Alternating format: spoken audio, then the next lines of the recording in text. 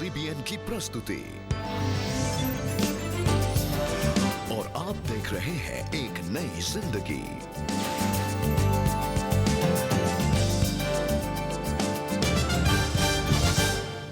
Good morning friends and a very warm welcome to एक नई जिंदगी। नमस्कार दोस्तों, एक नई जिंदगी में आपका स्वागत है और हम बेहद खुश हैं इस सुबह आप हमारे साथ जुड़े हैं। जी और दोस्तों, इस महीने जब हम मेंटल हेल्थ के बारे में बात कर रहे हैं, हर दिन हमने एक नया टॉपिक लिया और हमने जाना कि कैसे अलग अलग बातें हैं, अलग अलग सिचुएशंस हैं, सर्कमस्टांसेस जो हमारे जीवन में हमारे मानसिक स्वास्थ्य को प्रभावित करते हैं। Yes. और आज हम खास बात कर रहे हैं कि जब हमारे परिवार में कुछ ऐसे सदस्य होते हैं जो शायद एडिक्शन में फंस जाते हैं, किसी नशे की लत में, या अगर हमारे परिवार में टूटापन है यानी कि टूटे हुए रिश्ते हैं, तो ये सब चीज़ें भी हमारे मानसिक स्वास्थ्य को नेगेटिवली अफेक्ट करती हैं। यस, रेबेका, जो आपने कहा वो कितना सच है। जब हम परिवार की बात करते हैं तो परिवार की परिभाषा ही यही है कि एक दूसरे की मुश्किल में, एक दूसरे की कठिनाई में हम एक दूसरे का साथ दें। लेकिन अक्सर ये भी हमने देखा है कि अगर कोई लत का शिकार है, कोई व्यक्ति है जो एडिक्शन में है और वो सिर्फ अकेला संघर्ष नहीं कर रहा, उसके साथ साथ उसका परिवार भी सफ़र कर रहा है।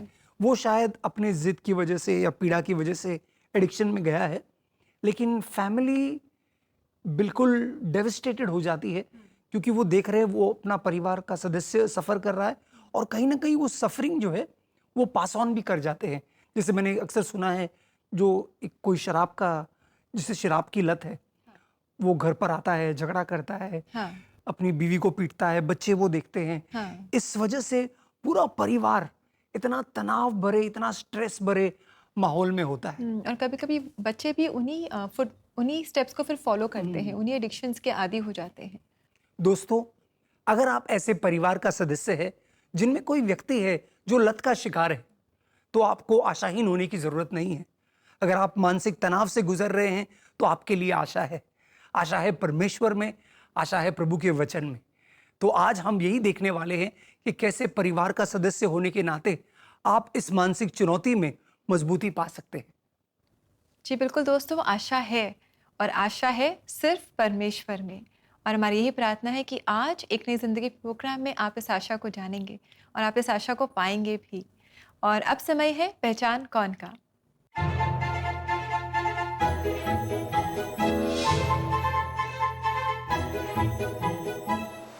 पहचान कौन में आपका सवाल है, वो राजा कौन था जिसने अपने बिगड़े हुए बेटे को सुधारा नहीं, जिस वजह से उसकी मृत्यु हो गई। आपके ऑप्शंस है ए साउल, बी दाऊद, सी सैमुअल या डी सुलेमान। तो दोस्तों, जल्दी से अपने सही जवाब आप हमें बताएं। CBN इंडिया के YouTube चैनल पर आप जाएं और आज के एपिसोड के कमेंट सेक्शन में अपने सही जवाब हमारे साथ जरूर शेयर करें। यस दोस्तों, हमें आपके जवाबों का इंतजार रहेगा और हमें यकीन है आपको सही जवाब पता है। और दोस्तों, आज के प्रोग्राम में हम शेरिंग और उनके परिवार की कहानी आपके लिए लेकर आए हैं, जो एडिक्शन की गिरफ्त में गहरे रूप से प्रभावित हो गए थे। शेरिंग एक स्पेशल चाइल्ड हैं और उनके पिता शराब के साथ संघर्ष कर रहे थे और उनका परिवार बहुत तकलीफों से गुजर रहा था। आइए जानते हैं कि कैसे शेरिंग और उनके परिवार इस बुराई का सामना करता है। क्या वो इस बुराई में से बाहर निकल पाते हैं? आइए इनकी सच्ची कहानी हम देखें।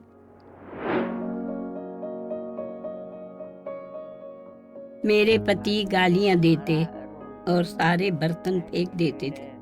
मेरा बेटा शेरिंग छोटा था और उन्होंने उसे भी ऐसा ही सिखाया।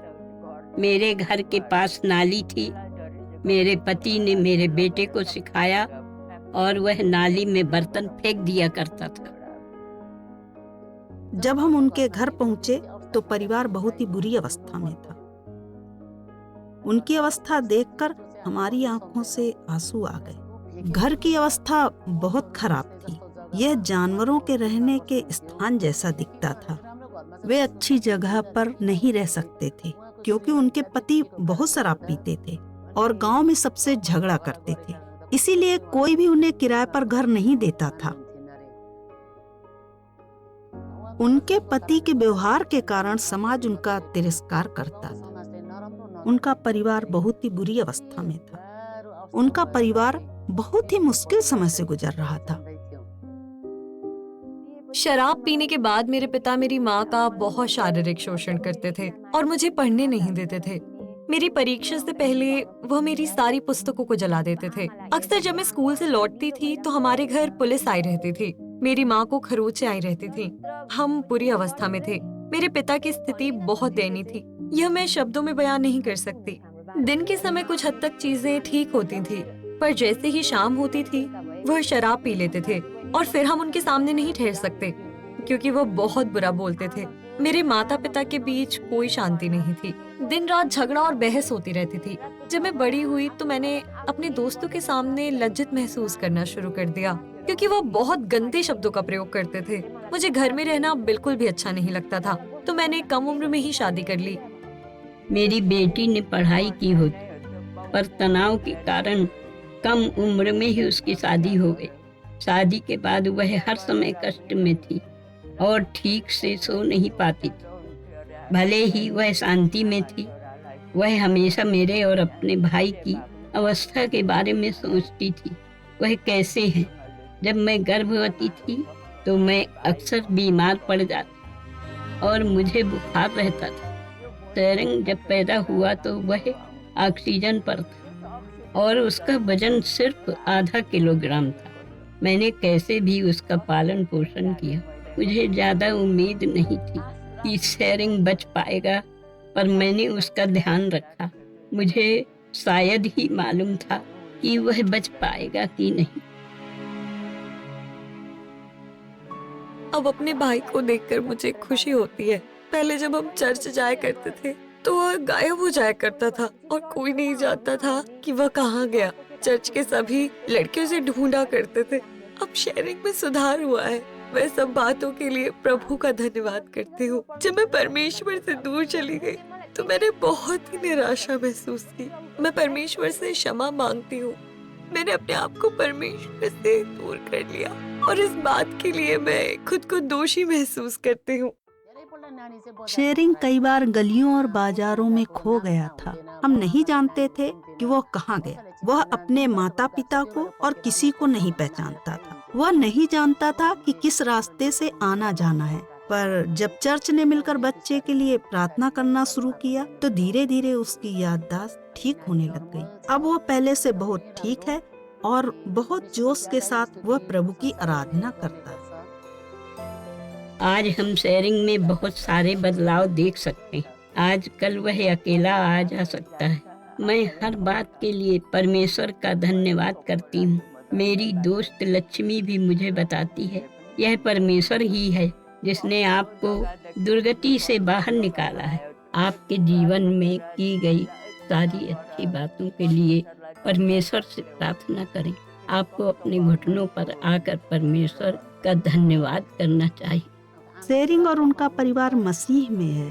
पहले शेरिंग की माँ गीता हंसती नहीं थी, पर अब वे हंसती और खुश रहती है। वह परमेश्वर की बहुत आभारी है। उसका धन्यवाद। परमेश्वर ने मेरे माता पिता की और मेरे भाई की अवस्थाओं को बदल दिया है। मैं सब बातों के लिए प्रभु का धन्यवाद करती हूँ। यह मेरे जीवन में उसकी आशीषें हैं। मैं हर बात के लिए परमेश्वर का धन्यवाद करती हूँ। Wow, what a story friends. Sharing के परिवार ने इतनी सारी मुश्किलों का सामना किया।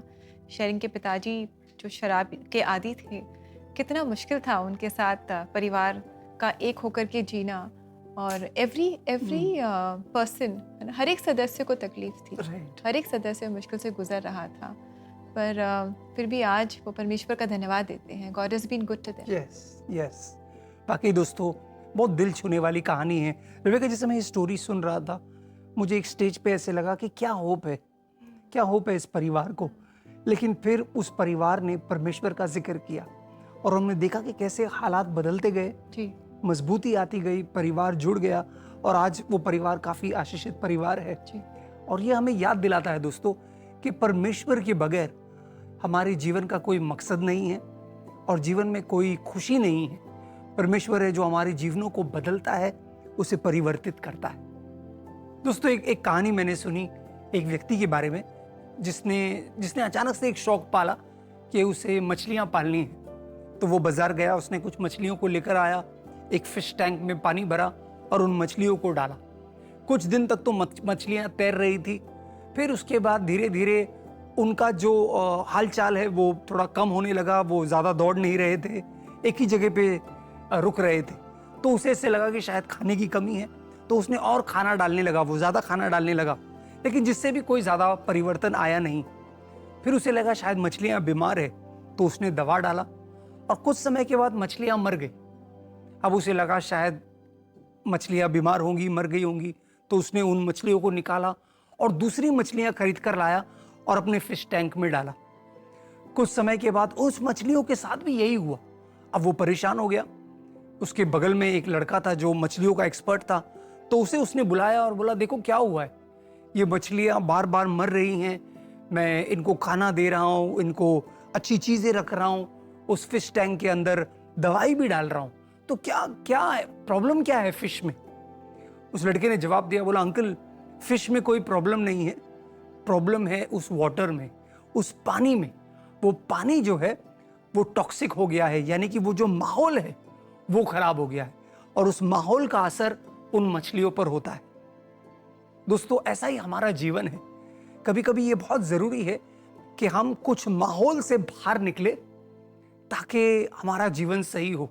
हमें कोई दोष नहीं है, हमें कोई खराबी नहीं है, लेकिन जिस माहौल में हम आ जाते हैं, आज जो हम बात कर रहे हैं कि कभी कभी ऐसा लगता है, प्रभु मुझसे क्या गलती हुई, मैं क्यों इस परिवार में जन्मा हूं, क्यों मैं इस तकलीफ को सह रहा हूं।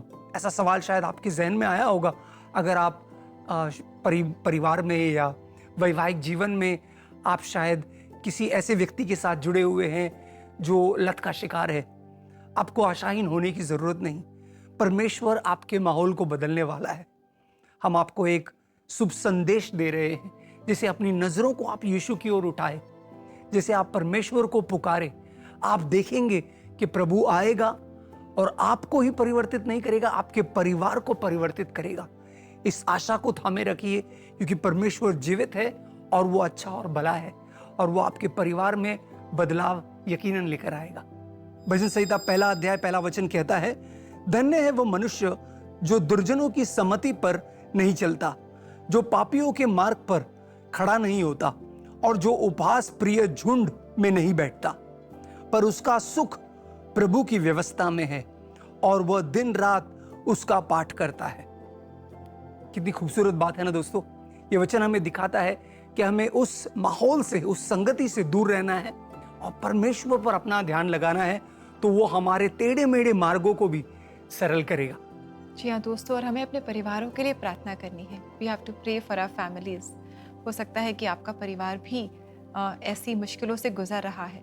हो सकता है कि आपके परिवार में खुशी है, ऐसी कोई प्रॉब्लम है नहीं, लेकिन आने वाले कल में हम जानते हैं कि कल क्या हो हमें पता नहीं, इसलिए हमें प्रार्थना करनी है। We have to pray. हर एक सदस्य के लिए हमें प्रार्थना करनी है। हम भी आपके साथ मिलकर आपके लिए प्रार्थना करना चाहेंगे। CBN प्रेयर लाइन में आप अपनी प्रेयर रिक्वेस्ट हमारे साथ ज़रूर शेयर करें।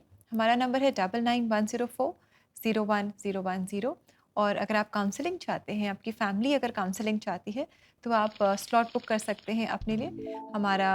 जो हमारी वेबसाइट है वहाँ आप विज़िट कर सकते हैं। हमारा एड्रेस है cbnindia.org/CBN स्पेशल ऑफर्स, और ये स्लॉट्स बिल्कुल फ्री हैं। यस दोस्तों, अब समय है एक ब्रेक का, लेकिन जब ब्रेक के बाद लौटेंगे तो हम देखेंगे एक और संघर्ष और आशा से भरपूर कहानी। तो कहीं जाइएगा नहीं, हमारे साथ बने रहिए।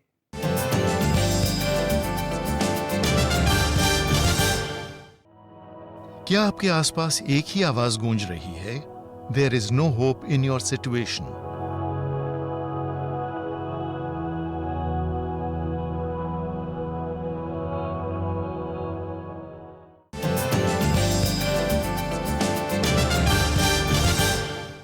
वेलकम बैक दोस्तों। आज एक नई ज़िंदगी प्रोग्राम में हम जान रहे हैं कि जब हमारे परिवार में मुश्किलें आ जाती हैं, जब कोई सदस्य नशे की लत में फंस जाते हैं, तो इसका पूरे परिवार पर और पूरे परिवार के मानसिक स्वास्थ्य पर नेगेटिव इफेक्ट होता है। और आज हम परमेश्वर की मदद से इस प्रोग्राम के द्वारा मदद पा रहे हैं। यस दोस्तों, आज हम आपको मिलाने जा रहे हैं गीता जी से, जिनके परिवार में नशे की बुरी लत की वजह से उनके जीवन पर इतना बुरा असर गिरा कि उन्होंने इतना तक फैसला लिया कि वो अपने जीवन को खत्म कर देंगी। फिर ऐसा क्या हुआ, क्या बदलाव उनके जीवन में आया, आइए उन्हीं की जुबानी उनकी कहानी सुनते हैं। मुझे जलन होती थी। क्यों? क्या कारण है? ये लोग इतने खुश हैं, हम क्यों नहीं हो सकते? हम कहाँ गलत है? नशे की लत का मार्ग नशा करने वाले को और उसके परिवार को भी समाप्त कर देता है। गीता मारिया और उसका परिवार उसके जीजा की शराब की लत के कारण बहुत ज्यादा प्रभावित थे। जब भी वो शराब पीते थे, वो मेरी बहन से झगड़ा करते थे। मेरी बहन भी और हम भी बहुत उदास हुआ करते थे। वो उसे मारते थे। एक जवान बेटी होने के कारण गीता अपने परिवार की परिस्थिति के कारण शर्मसार और परेशान थी। ये परिस्थिति गीता के लिए उदासी और बहुत सारे प्रश्नों को खड़ा करती थी। मुझे बहुत बुरा महसूस होता था। ये हमारे साथ ही क्यों हो रहा है? बहुत सारे लोग यहाँ पर हैं, वे सभी खुश हैं। हम कहाँ गलत हैं? क्यों परमेश्वर इस हालात में हमारी मदद नहीं करता है? जब लोग हमारे बारे में बुरा बोलते हैं तो मैं अपने आप को दोषी महसूस करती, क्योंकि बचपन से हमारे परिवार का एक अच्छा नाम था। इस शर्मिंदगी को सहने में असमर्थ गीता ने अपने जीवन को समाप्त करने का विचार किया। मैं टैंक बंद हुसैन सागर के पास गई। मैं सोफे पर बैठी सोच रही थी, मुझे क्यों जीना है? किस कारण मुझे जीना है? मेरे पास कोई भी कारण नहीं है। जब मैं बैठी सोच रही थी तब मैंने एक आवाज सुनी, नहीं, तुम्हें अपने आप को नहीं मारना है। मैंने सोचा कोई भूत मुझसे बात कर रहा है। मैं वहाँ से भाग कर आई। मैंने एक ऑटो लिया और अपने घर आ गई।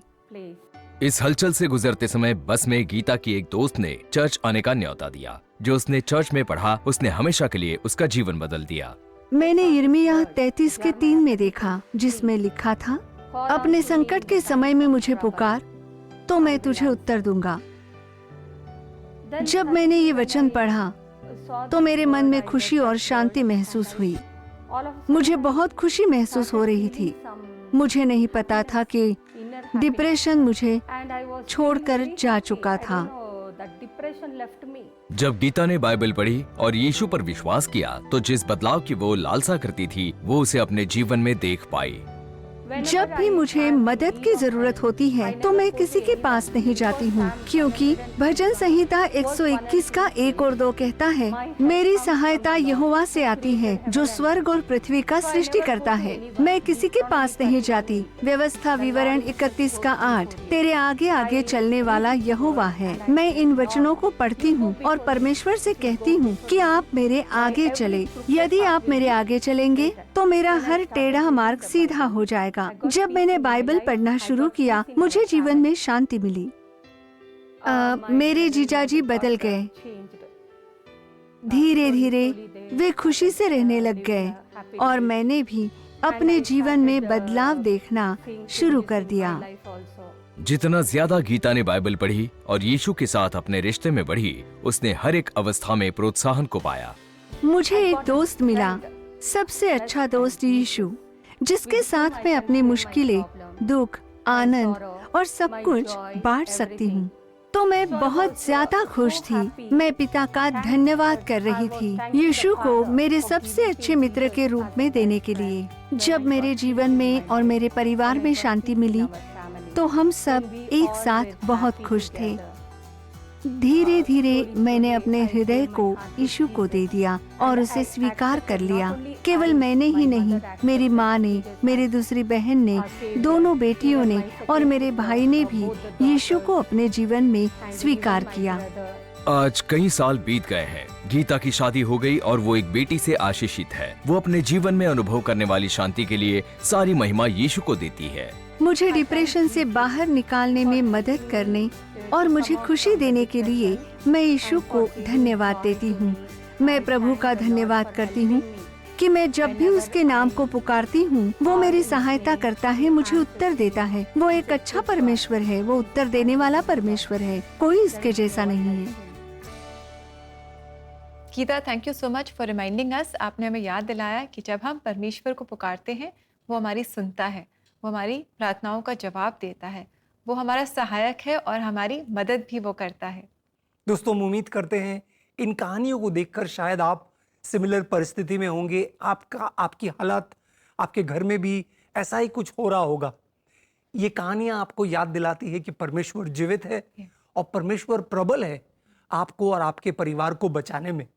जिस परिस्थिति में आप है, आप आशा मत खोइए, क्योंकि आशा का परमेश्वर आपके साथ है। उसे पुकारिए, वो यकीनन आपकी मदद के लिए आएगा। जी बिल्कुल दोस्तों, परमेश्वर को पुकारें और वो यकीनन हमारी मदद करेगा। और हम भी आपके साथ मिलकर आपके लिए प्रार्थना करना चाहेंगे दोस्तों। CBN प्रेयर लाइन में आप हमें कॉल कर सकते हैं अपनी रिक्वेस्ट के साथ। आपके जो भी चैलेंजेस हैं, जो भी आपकी स्ट्रगल्स हैं, आप उन्हें हमारे साथ शेयर कर सकते हैं और हम मिलकर परमेश्वर के सामर्थ्य के लिए प्रार्थना करेंगे। हमारा नंबर है 9911040110। साथ ही अगर आप काउंसलिंग भी चाहते हैं तो आप फ्री काउंसलिंग स्लॉट बुक कर सकते हैं। CBN इंडिया की वेबसाइट को विजिट कर सकते हैं cbnindia.org/CBN स्पेशल ऑफर्स, और यहाँ पर आप फ्री काउंसलिंग स्लॉट बुक कर सकते हैं। यस दोस्तों, ऐसा जरूर कीजिए। आप समय छोटे से ब्रेक का, जब ब्रेक से लौट कर आएंगे तो हम आपके लिए प्रार्थना करने वाले हैं, खासकर उन परिवारों के लिए जो संघर्ष कर रहे हैं, क्योंकि आपके परिवार में कोई लत का शिकार है। तो कहीं जाइएगा नहीं, हमारे साथ बने रहिए।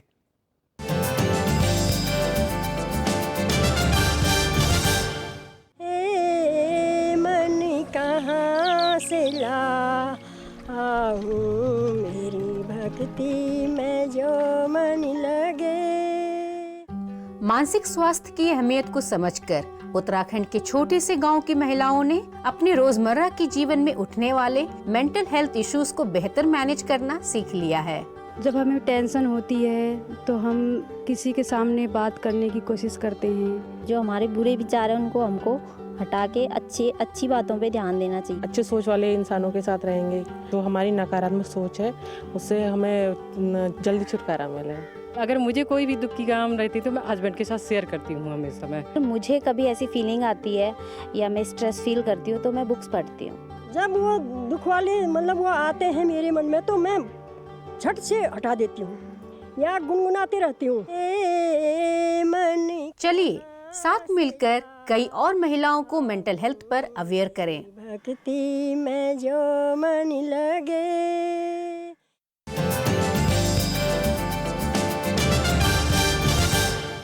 वेलकम बैक दोस्तों। आज एक नई जिंदगी प्रोग्राम में हमारी मेंटल हेल्थ सीरीज में हम परमेश्वर से मदद पा रहे हैं और हमने जाना है कि हमारा परमेश्वर हमारी प्रार्थनाओं का जवाब देता है। हमने जाना है कि अगर हमारे परिवार में कुछ संघर्ष हैं जिसकी वजह से हमारा मानसिक स्वास्थ्य प्रभावित हो रहा है तो हम परमेश्वर में मदद पा सकते हैं। बिल्कुल दोस्तों, और एक तरीका है मदद पाने का, वो है प्रार्थना के द्वारा। हम जानते हैं जब हम परमेश्वर को प्रार्थना में पुकारते हैं वो यकीनन हमारा जवाब हमें जवाब भेजता है और हमारी पुकार को सुनता है। तो आइए इस समय भी परिवार मिलकर प्रार्थना करें। आइए दोस्तों मिलकर प्रार्थना करते हैं। स्वर्गीय पिता, हम तेरे पास आते हैं। तू जो भला है, तू जो परिवारों का परमेश्वर है। तेरा वचन कहता है प्रभु कि तू परिवारों में बसता है। हम तुझे अपना अब्बा, अपना पिता करके पुकार सकते हैं प्रभु, और सारे परिवारों का नाम, सारे परिवारों की पहचान तुझी से है प्रभु। आज हम खास उन परिवारों के लिए प्रार्थना करते हैं जिनका शायद कोई सदस्य है जो लत का शिकार है, जिस वजह से सारे परिवारजनों को एक मानसिक पीड़ा से गुजरना पड़ रहा है, एक चुनौती, एक मुश्किल, एक शर्मनाक समय से गुजरना पड़ रहा है। प्रभु तू उनका सहारा बन। जैसे हमने आज दो खूबसूरत कहानियों में देखा कि कैसे प्रभु मुश्किल हालात में तू आया और तूने प्रभु उन्हें छुड़ाया, उन्हें आजाद किया, उन्हें हौसला दिया, उन्हें हिम्मत दिया, उन्हें अपने प्रेम से भरपूर किया। प्रभु जो इस समय हमें परिवार देख रहे हैं, हमारी यही प्रार्थना है उनके लिए भी कि वो भी तेरे प्रेम को जानेंगे, वो जानेंगे कि तू है और तू उनका सहारा है। प्रभु आशाहीन स्थिति में तू आशा उत्पन्न करेगा और परिवार को जोड़े रखेगा। उस व्यक्ति के लिए भी हम प्रार्थना करते हैं प्रभु जो लत का शिकार है, कि तू उसे लत से मुक्ति दे प्रभु, छुटकारा दे प्रभु, क्योंकि तू छुटकारे का परमेश्वर है। तेरा वचन कहता है जिसे पुत्र आजाद करता है वो सच में आजाद हुआ है। तो आजादी और एकता के लिए हम प्रार्थना करते हैं यीशु मसीह के नाम में। आमीन, आमीन, आमीन। दोस्तों हिम्मत ना हारे, परिवार जुड़ा रहे और जो आपके सदस्य हैं लत के उनके लिए भी प्रार्थना कीजिए। एक दूसरे के लिए प्रार्थना कीजिए। परमेश्वर यकीनन आपको आपके परिवार में एक ब्रेक थ्रू देगा। जी बिल्कुल दोस्तों, हमारा परमेश्वर आशाहीन परिस्थितियों में आशा लेकर आता है। आइए इस समय हम देखें आज के लिए परमेश्वर का आशा भरा वचन।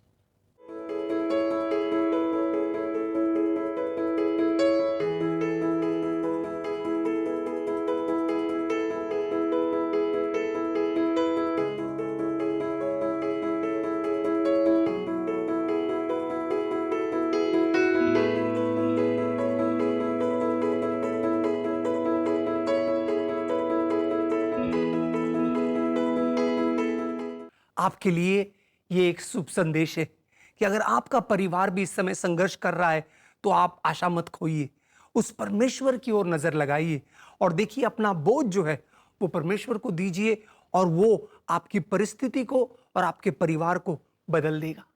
जी और दोस्तों, इसी के साथ समय आ गया है आपसे इजाज़त लेने का और आज हम सुनेंगे एक बहुत ही खूबसूरत गीत जो हमारे लिए गा रही है मेथोडिस्ट चर्च बिजनौर की कॉयर और ये गीत है छाया रे समान ढल जाए रे उमरिया। आइए इस गीत को हम सब मिलकर एंजॉय करें। दोस्तों ऐसा जरूर कीजिए।